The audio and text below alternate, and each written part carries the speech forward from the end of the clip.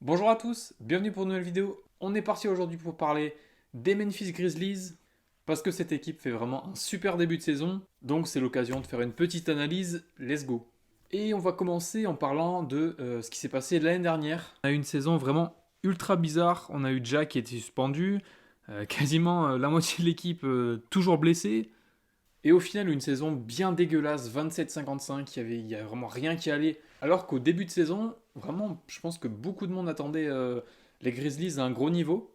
Mais cette année, ils jouent vraiment très bien et je les trouve même sous-cotés. Je trouve qu'on en parle très peu alors qu'ils sont super bons. Et au moment où je parle, ils sont en 19-9 et ils sont deuxième. Et leur saison a commencé à la draft avec le neuvième choix, Zach Edey, le géant canadien. Et cette année, c'est 11 points, 7 rebonds, 1 bloc. Et on a un joueur puissant, vraiment utile dans une rotation. Il est grand, il va prendre des rebonds, de la finition près du cercle. On l'a même vu quelques fois à 3 points sur des très rapides flashs. Et en plus de ça, je pense que Memphis a eu le style de draft avec Jalen Wells, 39e choix. Et pourtant, ce qu'il est en train de faire sur le début de saison, c'est incroyable vraiment. Je pense que personne l'avait vu venir. Cette année, il tourne à 11 points, 3 rebonds, presque 2 passes et un gros 40% à 3 points. Et pour moi, il fait partie des meilleurs rookies cette année. Il est franchement facilement dans le top 3. Et en plus de ça, je pense que c'est même le meilleur shooter de cette cuvée de draft. On a beaucoup parlé de Dalton Knecht, de Jared McCain qui est blessé, d'ailleurs, je crois, pour la saison. Coup dur d'ailleurs pour les Sixers en plus. Mais Jalen Wells, gros shooter à 3 points. Alors, un peu de nulle part, franchement, ouais, c'est vraiment lourd. Ils ont vraiment bien flairé sur ce coup-là, les Grizzlies. Il est aussi très bon en défense, on l'a vu récemment face à Steph, où il l'a vraiment défendu ultra bien. Et pour le reste de l'équipe, on a ce même noyau là de 3 joueurs, je pense à 3 joueurs des Grizzlies. C'est toujours le même depuis quelques années. Et d'ailleurs, on va en parler. On va commencer par Jaren Jackson Jr. Pour moi, c'est le meilleur joueur des Grizzlies cette année. Il est excellent des deux côtés du terrain. En défense, il est vraiment excellent. Ancien Depoy, je le rappelle. Et je trouve que c'est le plus régulier. Au niveau des stats, il est propre. 22 points, 6 rebonds, 1,5 interception, 1,7 contre. Ensuite, on a Ja qui revient de suspension. Mais sur ce début de saison, qui est vraiment souvent blessé. Des pépins physiques. Il part, il revient, il fait un match, deux, il se reblesse un petit peu. Et il revient petit à petit. Et je trouve que les Grizzlies la jouent plutôt bien. Ils abusent pas de ses minutes. Là, sur ce début de saison, il est qu'à 27 minutes de jeu. Et il tourne à 21 points, 5 rebonds, 8 passes, un petit 30% à 3 points. Alors, sur ce début de saison, c'est pas du Ja de très très haute qualité. Il y a des saisons où il tournait un petit, je dirais 27-28 points de moyenne. Là, c'est un petit peu plus bas. Au moins, il y a d'autres joueurs qui compensent, on le verra par la suite. Et d'ailleurs, pour sa santé, il a voulu moins dunker. Et le mec, au match d'après, il fait ça. Steps back, Morant, ball fake. Ah, bon, déjà pas à nous, quoi. On sait que ouais, tu peux pas t'en empêcher, quoi. Mais sans rire, un joueur comme ça qui base son jeu sur de l'attaque au cercle, il faut le préserver et éviter qu'il se donne trop sur la saison régulière. Il y a énormément de matchs. Si tu joues autant sur tes appuis que déjà le fait, tu vas pas tenir une saison entière, tu vas pas tenir longtemps en NBA. Faut pas faire une Derrick Rose.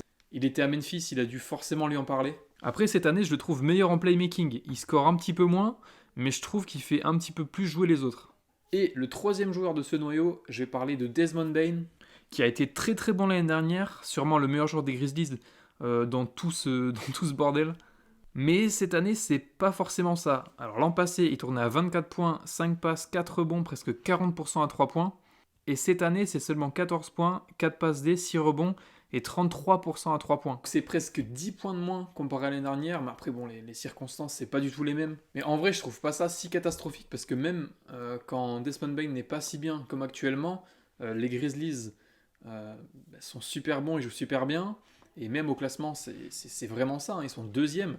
Donc je me dis que même pour dire que Desmond Bain n'est pas si fort, et déjà aussi, les Grizzlies sont quand même bien. Donc il y a encore une marge de progression. On passe au support cast de l'équipe, le reste de l'équipe, et on a un effectif qui est vraiment deep. Et en premier, j'ai envie de parler d'un joueur qui est, je trouve, ultra sous-coté, et c'est Santi Aldama. On l'avait déjà vu avec l'Espagne au JO en France, il avait déjà été très bon. C'était clairement un des meilleurs joueurs espagnols au JO.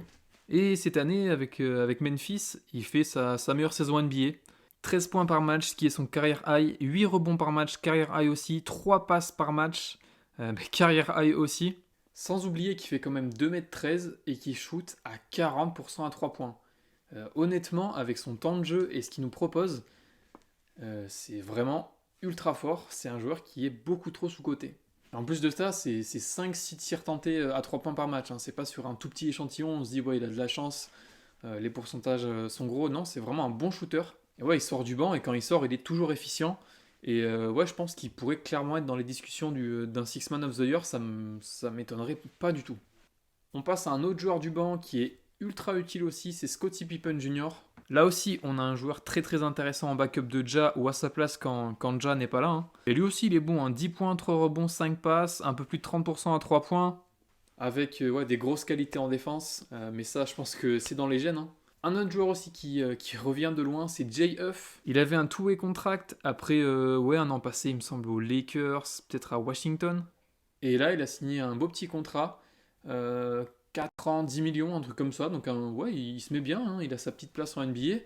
On a un intérieur qui est grand, capable de prendre quelques shoots à 3 points. Joueur intéressant dans une rotation. Après, on a d'autres bons joueurs aussi hein, en complément. Je pense à du Marcus Smart, qu'on n'a pas énormément vu non plus. Il était là pour un petit peu remplacer dans le rôle tout ça Dillon Brooks. Hein. Mais il a été beaucoup blessé. Hein. Déjà l'année dernière, c'est seulement 20 matchs. Et cette année, il est à 18 environ sur ouais, une trentaine de matchs. Et Marcus Smart, c'est vraiment un bon joueur à avoir dans une équipe. Ça va être vraiment un chien sur le terrain, vraiment. Dieu seul, il va se battre comme il faisait déjà, comme il faisait à Boston. Et on a un petit peu de shoot aussi avec du Luke Kennard. Pourquoi pas, il peut apporter un petit peu de scoring, un petit peu de spacing avec du gros 3 points. Hein. Quand ça rentre, ça peut être vraiment sympa. Maintenant que j'ai fait un petit tour d'horizon de tous les joueurs, j'ai envie de parler des stats de l'équipe parce qu'il y a des points ultra intéressants. Déjà, c'est l'équipe qui met le plus de points par match de la ligue avec 123 points. Ensuite de ça, c'est la deuxième équipe qui prend le plus de rebonds de la ligue. C'est la deuxième équipe qui fait le plus de passes de la ligue.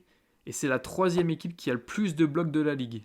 Et pour moi, la stat qui est ultra intéressante, c'est que Memphis a le quatrième offensive rating et le quatrième defensive rating. Et on le sait, pour qu'une équipe NBA aille loin, ben c'est ce qu'il faut. Il faut être bon dans ces deux secteurs.